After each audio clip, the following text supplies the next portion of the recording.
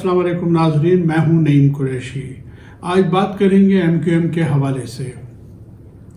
Last Sunday کو جب عمران خان صاحب نے پورے پاکستان میں احتجاج کی اپیل کی تھی تو کراچی میں بھی ایک بڑی گیدرنگ ملینیم مال پر ہوئی تھی۔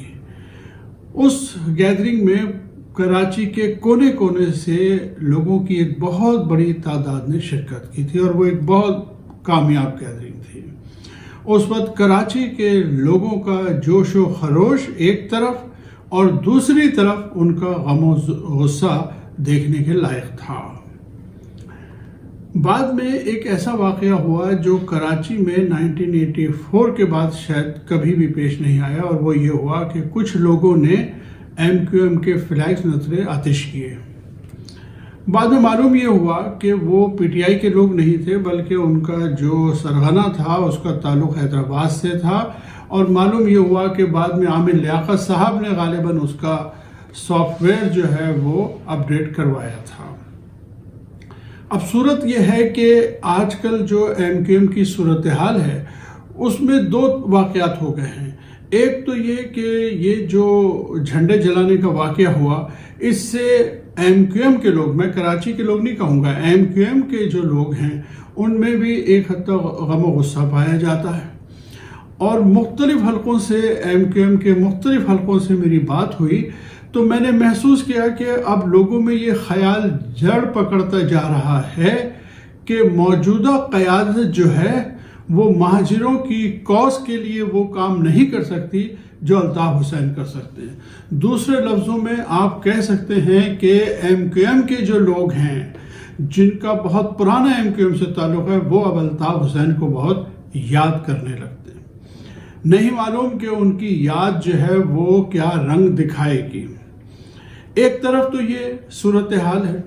اچھا، یہ صورتحال بھی اس وجہ سے ہے کہ MQM نے جو ابھی ایک بڑا سیاسی فیصلہ کیا، یعنی عمران خان صاحب کی حکومت کو چھوڑنے کا اور ان کی حکومت کو گرانے کا، جس کا کریڈٹ خود خالد مقبول صدیقی صاحب نے ایک پریس بریفنگ میں لیا تھا کہ انہوں نے کہا کہ PTI نے ہماری 14 سیٹیں چھینی، ہم نے ان کی حکومت چھین لی ہے۔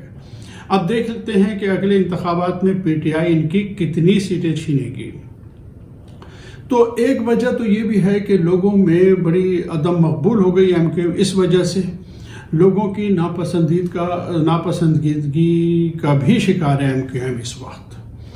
اچھا، یہ تو ایک صورتحال ہے۔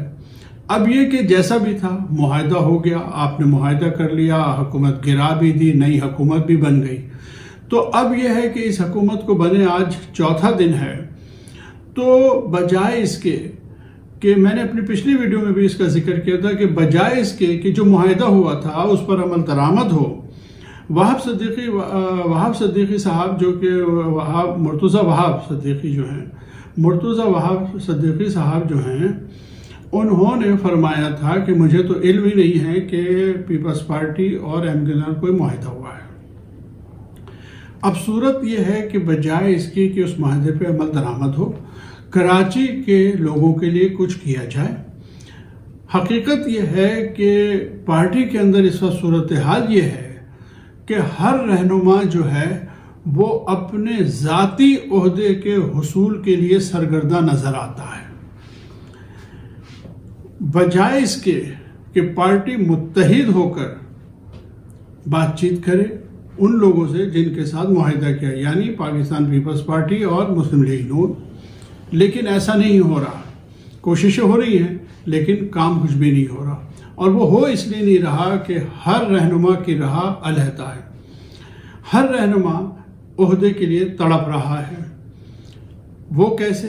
دیکھیے، سب سے پہلے ایک ایسی شخصیت جو کراچی میں بڑی نامور ہے، فیصل سبزواری صاحب کو MQM کے اندرونی حلقوں میں کچھ لوگ پیار سے چھوٹو بھی کہتے ہیں۔ اچھا، سب سے لمبی چھلانگ جو ہے لگانے کی کوشش فیصل سبزواری صاحب ہی کر رہے ہیں۔ یہ میں آپ کو MQM کے اندرونی حلقوں سے ملنے والی انفارمیشن کی بنیاد پہ بتا رہا ہوں کہ فیصل سبزواری صاحب جو ہیں وہ بڑی لمبی چھلانگ لگانا چاہ رہے ہیں اور اس کی حصول کی کوششوں میں لگے ہوئے ہیں۔ وہ یہ ہے کہ وہ سینٹ کے ڈپٹی چیئرمین بننا چاہتے ہیں کیونکہ وہ سینیٹر ہیں۔ یہ بھی کہا جاتا ہے مبینہ طور پہ کہ جب یہ سینیٹر بنے تھے تو انہوں نے اس وقت جو ہے وہ عمران اسماعیل کی، اسد عمر کی اور پیپلز پارٹی کے ناصر حسین شاہ کی بھی مدد لی تھی سینیٹر بننے کے لیے۔ اور دلچسپ بات یہ ہے کہ اس وقت جب یہ ڈپٹی چیئرمین سینٹ کے حصول کی کوشش میں لگے ہوئے ہیں تو اس وقت یہ جن لوگوں سے مدد لے رہے ہیں ان میں شامل ہیں جناب سعد رفیق صاحب، مریم اورنگزیب صاحبہ اور کیپٹن صفدر۔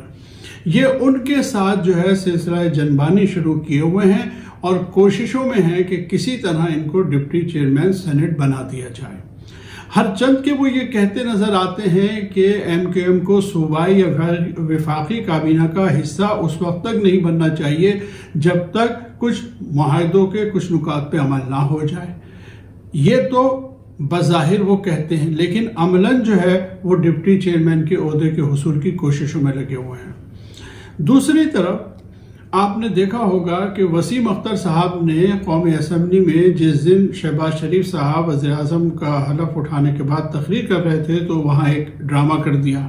شہباز شریف کی تقریر کے دوران میں وہ نواز شریف کی طرح چٹیں لکھ کے بھجواتے رہے شہباز شریف کو کہ آپ اپنی تقریر میں ہمارے ساتھ کیے گئے معاہدہ کا بھی ذکر کریں، لیکن شہباز شریف صاحب اس وقت کسی اور ہی دھن میں تھے، لہٰذا انہوں نے ان کی چٹ کو کوئی اہمیت نہیں دی اور اس معاہدے کا کوئی ذکر نہیں کیا۔ تو ہوا یہ کہ اسمبلی ہال میں آ گئے وسیم اختر صاحب اور آ کے انہوں نے جو ہے اپنے قائد خالد مقبول صدیقی کے ساتھ بھی بدتمیزی کی، انہیں بڑا ذلیل کیا سب کے سامنے اور کہا کہ جی میں تو یہ چاہتا تھا کہ جی اس معاہدے کا ذکر ہو کیونکہ ہماری ہی وجہ سے جو ہے آج یہ حکومت میں آئے ہیں۔ اور وہ بڑے مطلب یہ کہ ناراض ہو رہے تھے۔ خالد مقبول صدیقی نے انہیں روکنے کی بڑی کوشش کی لیکن وہ غصے سے باہر چلے گئے اور وہاں جا کے انہوں نے شہباز شریف کے خلاف جو ہے وہ ایک ویڈیو میسج جو ہے وہ ریکارڈ کروا دیا۔ اب اس سارے ڈرامے کا مقصد کیا تھا وسیم اختر کے؟ اصل میں مقصد ان کا یہ تھا کہ وہ اپنی قیادت کو یہ پیغام دینا چاہ رہے تھے کہ اگر مجھے گورنر سندھ کے لیے نامزد نہیں کیا گیا تو میں پھر کسی بھی فورم پہ کہیں بھی اسی طرح کروں گا اور آپ کو ذلیل کروں گا۔ بیچارے خالد مقبول صدیقی جو ہے وہ اس وقت بالکل ایک نمائشی قسم کے جو ہے سربراہ ہیں، ان کی بات کوئی سنتا نہیں ہے۔ نتیجہ یہ ہے کہ وسیم اختر صاحب جو ہیں وہاں اپنا ڈرامہ کرنے میں کامیاب ہو گئے اور اس کے بعد انہیں شہرت بھی مل گئی کہ صاحب وہ تو ایم کیو ایم کے معاہدے کے لیے کوشش کرتے، لیکن درِ پردہ ان کی خواہش یہ ہے کہ انہیں سندھ کا گورنر بنایا جائے۔ سابق وفاقی وزیر قانون فروغ نسیم صاحب بھی ایم کیو ایم میں ہیں، وہ بھی خواہش مند ہیں کہ انہیں گورنر سندھ بنا دیا جائے۔ پھر عامر خان جو ہیں ان کے دل میں بھی خواہش انگڑائیاں لے رہی ہے کہ انہیں بنا دیا جائے۔ اچھا ایک دلچسپ بات آپ کو یہ بتا دوں کہ عامر خان یہ سمجھتے ہیں کہ ان کے ساتھ دھوکہ کیا گیا ہے، فیصل سبزواری کی جگہ انہیں سینیٹر بننا تھا لیکن ان کے ساتھ دھوکہ کیا گیا، تو اب وہ اس کوشش میں ہے کہ ان کو گورنر لگا دیا جائے۔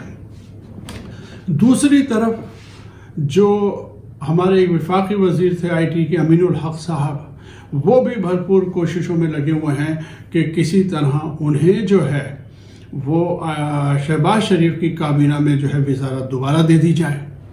وہ اپنی لابی میں لگے ہوئے ہیں۔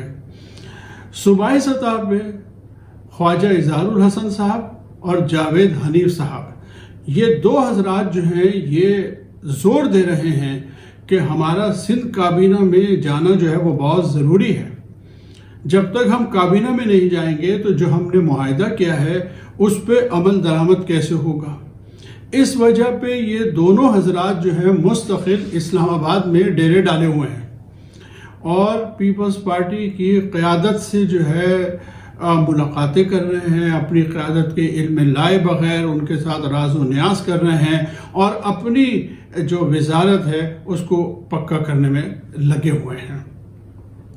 تو میں یہ دیکھتا ہوں کہ ایم کیو ایم کے مختلف رہنما جو ہیں وہ مختلف عہدوں کی بندر باٹ میں لگے ہوئے ہیں اور ان کی کوشش ہے کہ جتنا زیادہ اس کابینہ میں انہیں مل جائے وہ حاصل کر لیں۔ اس صورتحال میں ہم صرف دعا ہی کر سکتے ہیں کہ جو معاہدہ پیپلز پارٹی اور نون لیگ اور فضل الرحمان صاحب کی گواہی میں جو بھی معاہدہ طے ہوا ہے اس کے نکات پر پوری طرح عمل درآمد ہو جائے اور یہ حکومت واقعی عوام کے لیے کچھ ڈیلیور کر سکے۔ ابھی تک تو یہی نظر آتا ہے کہ لوگ اس حکومت کے جو لوگ بھی شیئر ہولڈرز ہیں وہ صرف اپنے مفادات دیکھ رہے ہیں۔ آج میں نے اس پورے اتحاد کی ایک جماعت کے بارے میں آپ کو بتایا کہ ان کا کیا رویہ ہے۔ آنے والے دنوں میں آپ کو پاکستان پیپلز پارٹی کے حوالے سے بھی بتاؤں گا کہ وہ مسلم لیگ نون کے ساتھ کیا کر رہے ہیں اور کیا کرنے والے ہیں۔ آج تک کے لیے اتنا ہی، اگلی ویڈیو تک کے لیے اجازت دیجیے۔ اللہ حافظ۔